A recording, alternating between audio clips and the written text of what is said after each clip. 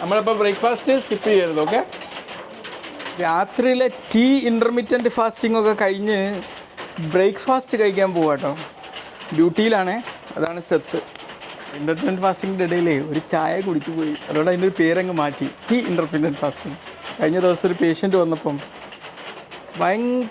എപ്പോഴും അവൻ ക്ഷീണിതനാണ്, ഡ്രൈവ് ചെയ്യാണ്. അപ്പോൾ രാവിലെ പോകണം, വീട്ടിൽ രാവിലെ ഡ്യൂട്ടിക്ക് പോകണം. ഡ്യൂട്ടിക്ക് പോകുമ്പോൾ ബ്രേക്ക്ഫാസ്റ്റ് കഴിക്കാതെ പോവാം.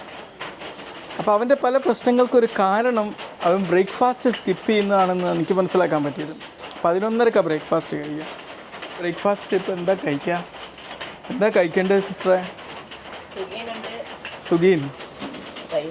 സുഗീന് പഴംപൊരി ഉണ്ട്. പിന്നെ എന്താണ് നമ്മളെ ബാപ്പുജി നമുക്ക് ഇന്ന് കൊണ്ടുവന്നിരിക്കുന്നത്? പൊറോട്ടയാണ്. തൽക്കാലം ഒരു പൊറോട്ട കഴിക്കല്ലേ.